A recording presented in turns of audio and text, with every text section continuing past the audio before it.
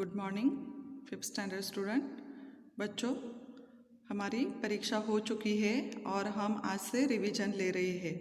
तो बच्चों, आप फिफ्थ स्टैंडर्ड वाले फिफ्थ में से सिक्स स्टैंडर्ड में जा चुके हैं। तो सबका मैं आपको मन से कॉन्ग्रेचुलेशंस कहती हूँ, आप सिक्स स्टैंडर्ड में गए हैं। तो बच्चों, आज हम व्याकरण का रिवीजन करेंगे। तो आप बहुत दिन से हमारे वीडियो नहीं देखे, तो बच्चों आज हम व्याकरण का वीडियो देखेंगे। और देखो बच्चों, व्याकरण में क्या आता है कि संज्ञा, सर्वनाम, वचन ऐसे आते हैं। तो बच्चों, संज्ञा किसे कहते हैं? तो देखो बच्चों, किसी व्यक्ति, वस्तु, भाव या पदार्थ के नाम को संज्ञा कहते हैं। बच्चों, क्या कहा मैंने? किसी व्यक्ति, वस्तु, भाव या पदार्थ के नाम को संज्ञा कहते हैं। जैसे कि श्वेता, श्वेता क्या है? एक व्यक्ति का नाम है। जैसे कि श्वेता हो सकता है, रमेश हो सकता है, सचिन हो सकता है, राधा हो सकता है। तो ये नाम व्यक्ति का हो सकता है। जैसे कि पुस्तक, पुस्तक क्या है? ये एक वस्तु का नाम है। जैसे पुस्तक, शाला, ये क्या है? वस्तु का नाम है। और भाव, भाव यानी क्या? जैसे कि दुख होता है, प्रसन्नता होती है, तो इसे क्या कहते हैं? इस सब को, इन सब के नाम को क्या कहते हैं? संज्ञा कहते हैं। तो बच्चों, किसी व्यक्ति, वस्तु, भाव या पदार्थ के नाम को संज्ञा कहते हैं। समझ में आ गया? जैसे कि श्वेता, पुस्तक, शाला और प्रसन्नता। ठीक है। इसके बाद हम देखेंगे बच्चों वचन। वचन किसे कहते हैं? शब्द के जिस रूप से, शब्द के जिस रूप से संज्ञा की संख्या का बोध हो, उसे वचन कहते हैं। समझ में आ गया? तो बच्चों, वचन किसे कहते हैं? शब्द के जिस रूप से संज्ञा की संख्या का बोध हो। संज्ञा यानी व्यक्ति, वस्तु या भाव के नाम को क्या कहते हैं?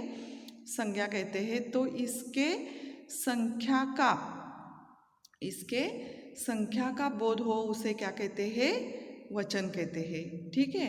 वचन दो प्रकार के होते हैं, एक वचन और दूसरा बहुवचन। एक वचन और बहुवचन।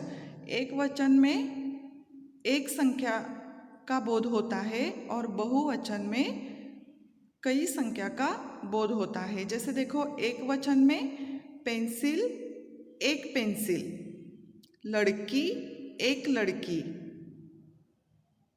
आंख, एक आंख होती है, और कपड़ा। तो ये एक एक हो गया, तो उसे क्या कहते हैं? एक वचन कहते हैं। बहुवचन किसे कहते हैं? बहुवचन यानी एक से ज़्यादा, एक से ज़्यादा। जैसे कि पेंसिलें, लड़कियाँ, आंखें और कपड़े। समझ में आ गया बच्चों? शब्द के जिस रूप से संज्ञा की संख्या का बोध हो, उसे वचन कहते हैं। वचन दो प्रकार के होते हैं, एक वचन पेंसिल, लड़की, आँख, कपड़ा। बहुवचन में पेंसिलें, लड़कियाँ, आँखें और कपड़े। तो बच्चों, समझ में आ गया वचन किसे कहते हैं? ओके। तो अब हम देखेंगे दूसरा व्याकरण। बच्चों, अब हम देखेंगे सर्वनाम। सर्वनाम किसे कहते हैं? जो शब्द संख्या के बदले काम आए, उसे सर्वनाम कहते हैं। सर्वनाम किसे कहते हैं? जो शब्द संज्ञा के बदले काम आए, उसे सर्वनाम कहते हैं। जैसे मैं, हम, तू, तुम, ऐसे। ठीक है। संज्ञा के बदले काम आए, उसे क्या कहते हैं? सर्वनाम कहते हैं। समझ में आ गया? उसके बाद हम देखेंगे विशेषण। विशेषण किसे कहते हैं? जो शब्द संज्ञा या सर्वनाम की विशेषता बताए, उसे विशेषण कहते हैं। जो शब्द संज्ञा या सर्वनाम की विशेषता, विशेषता, ध्यान से सुनो बच्चों, विशेषता, जो शब्द संज्ञा या सर्वनाम की विशेषता बताए उसे विशेषण कहते हैं। जैसे कि देखो बच्चों, काली बिल्ली, काली बिल्ली, ये काली क्या है, क्या है, ये संज्ञा या सर्वनाम की विशेषता है। विशेषता, बिल्ली तो है लेकिन वो कैसी है, काली है। बिल्ली तो है लेकिन वो कैसी है, काली, काली, ये इसका क्या है, विशेषण है। ओके। मोटा लड़का, मोटा लड़का, मोटा क्या है, विशेषण है। लड़के तो बहुत सारे होते हैं लेकिन ये क्या है, मोटा, तो ये क्या है, मोटा लड़का, मोटा ये क्या है, विशेषण है। ओके। अब हम देखेंगे क्रिया। क्रिया किसे कहते हैं बच्चों, जिस शब्द से किसी क्या कार्य के होने का बोध होता है उसे क्रिया कहते हैं। जिस शब्द से किसी कार्य के होने का बोध होता है उसे क्रिया कहते हैं। जैसे कि पढ़ना, खेलना, नाचना आदि। तो बच्चों, कोई भी कार्य होता है उसका कार्य के होने का बोध होता है उसे क्या कहते हैं, क्रिया कहते हैं। जैसे कि पढ़ना, खेलना, नाचना। समझ में आ गया? ओके। अब हम देखेंगे काल। काल, काल किसे कहते हैं बच्चों, काल का अर्थ होता है समय, काल का अर्थ होता है समय। जैसे कि जाएंगे, आएंगे, ये क्रिया के रूप होने का समय काल बताता है। जैसे कि हम कहते हैं कि मैं गांव जाऊंगा, मैं जा चुका हूँ, जाने वाला हूँ, तो ये हमें समय बताता है। और इस समय के क्रिया के रूप जाएंगे, आएंगे, ये क्रिया के रूप होने का समय यानी काल बताता है। काल के 3 प्रकार है बच्चों, काल के 3 प्रकार है। जैसे कि वर्तमान काल, भूतकाल और भविष्यकाल। वर्तमान काल, भूतकाल और भविष्यकाल। वर्तमान काल में मैं आम खाता हूँ, मैं आम खाता हूँ, ये आज की बात है, यानी ये क्या है, वर्तमान काल। मैं खाता हूँ यानी ये आज, वर्तमान काल। भूतकाल किसे कहते हैं, मैंने आम खाया, मैंने आम खाया, यानी ये बीता हुआ काल है बच्चों, बीता हुआ। जैसे कि उसने वो आम खाया है, उसे क्या कहते हैं, भूतकाल कहते हैं। भविष्यकाल किसे कहते हैं, मैं आम खाऊंगा, मैं आम खाऊंगा। जैसे कि आने वाला काल, वो आम खाने वाला है लेकिन कब खाने वाला है पता नहीं, वो कह रहा है खाऊंगा, यानी इसे क्या कहते हैं, भविष्यकाल। वो उसे क्या कहते हैं, भविष्यकाल। मैं आम खाऊंगा, आने वाला काल। ठीक है। काल किसे कहते हैं बच्चों, काल का अर्थ होता है समय, काल का अर्थ होता है समय। जाएंगे, आएंगे, ये क्रिया के रूप होने का समय काल बताते हैं। काल के मुख्य 3 प्रकार है। वर्तमान काल, मैं आम खाता हूँ यानी आज। भूतकाल, मैंने आम खाया, बीता हुआ काल। भविष्यकाल, मैं आम खाऊंगा, आने वाला काल। ओके। अब हम देखेंगे बच्चों लिंग यानी जेंडर। लिंग किसे कहते हैं बच्चों, संज्ञा के जिस रूप से व्यक्ति या वस्तु की पुरुष जाति या स्त्री जाति का बोध होता है उसे लिंग कहते हैं। समझ में आ गया? संज्ञा के जिस रूप से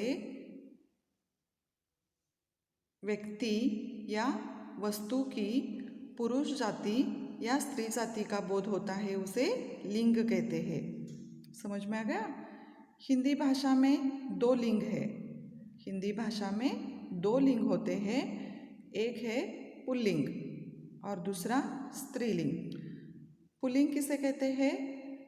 जिस शब्द से पुरुष जाति का बोध होता है उसे पुल्लिंग कहते हैं। जिस शब्द से पुरुष जाति का बोध होता है उसे पुल्लिंग कहते हैं, जैसे कि लड़का, बंदर, आदमी, शेर आदि। ओके। स्त्रीलिंग, स्त्रीलिंग किसे कहते हैं? जिस शब्द से स्त्री जाति का बोध होता है उसे स्त्रीलिंग कहते हैं। जिस शब्द से स्त्री जाति का बोध होता है उसे स्त्रीलिंग कहते हैं, जैसे कि लड़की, बंदरिया, औरत, शेरनी आदि। समझ में आ गया बच्चों। लिंग किसे कहते हैं? संज्ञा के जिस रूप से व्यक्ति या वस्तु की पुरुष जाति या स्त्री जाति का बोध होता है उसे लिंग कहते हैं। हिंदी भाषा में 2 लिंग होते हैं, पुल्लिंग और स्त्रीलिंग। पुल्लिंग जिस शब्द से पुरुष जाति का बोध होता है उसे पुल्लिंग कहते हैं, जैसे कि लड़का, बंदर, आदमी, शेर आदि। स्त्रीलिंग किसे कहते हैं? जिस शब्द से स्त्री जाति का बोध होता है उसे स्त्रीलिंग कहते हैं, लड़की, बंदरिया, औरत और शेरनी। ओके। अब हम देखेंगे बच्चों मुहावरा। मुहावरा किसे कहते हैं? जैसे कि हमारे 5th स्टैंडर्ड में बहुत सारे मुहावरे आए हैं और मुहावरे के अर्थ बताने के लिए भी कहा है बच्चों, जैसे कि हमने उसका अभ्यास भी किया है। मुहावरा किसे कहते हैं? सामान्य अर्थ को छोड़कर किसी विशेष अर्थ को बताए उस वाक्यांश को मुहावरा कहते हैं। देखो बच्चों, और एक बार मैं पढ़ती हूँ। सामान्य अर्थ को छोड़कर किसी विशेष अर्थ को बताए उस वाक्यांश को मुहावरा कहते हैं। जैसे देखो, जैसे को तैसा। इसका अर्थ क्या होता है? जो जैसा आचरण करे उसके साथ वैसा ही व्यवहार करना चाहिए। जैसे को तैसा, जो शब्द जो जैसा आचरण करे उसके साथ वैसा ही व्यवहार करना चाहिए। ओके। तो अब हम देखेंगे समानार्थ शब्द। समानार्थी शब्द यानी पर्यायवाची शब्द भी इसे कहते हैं। शब्दों के समान अर्थ प्रकट करने वाले शब्दों को समानार्थी शब्द कहते हैं। देखो बच्चों, समानार्थी शब्द किसे कहते हैं? शब्दों के समान अर्थ प्रकट करने वाले शब्दों को समानार्थी शब्द कहते हैं। जैसे कि प्यार, प्यार को समान अर्थ प्रकट करने वाला शब्द कौन सा आता है? प्रेम, स्नेह। अगर यानी यदि।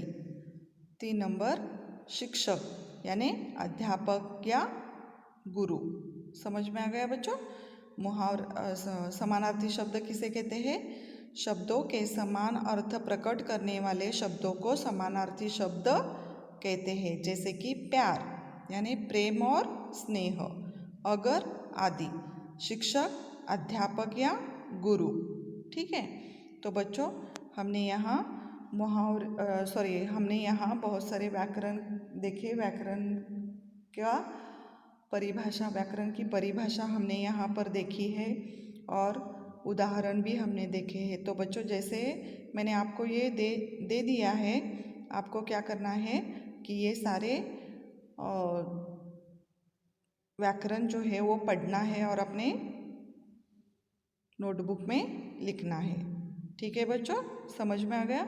तो आपका होमवर्क क्या है? संज्ञा की परिभाषा, विशेषण की परिभाषा, क्रिया की परिभाषा, काल की परिभाषा, लिंग और वचन, मुहावरा, समानार्थी शब्द, सर्वनाम, इसके सारे परिभाषा आपको लिखना है और एग्जाम्पल भी लिखना है। समझ में आया बच्चों? तो आज के लिए हम यहाँ पर रुकते हैं। कल से मैं नया पाठ आपको पढ़ाऊँगी। पता है ना बच्चों आपको कौन सा पाठ है? पतंग। ठीक है, तो बच्चों आज का क्लास मैं यहाँ ख़त्म करती हूँ। Thank you.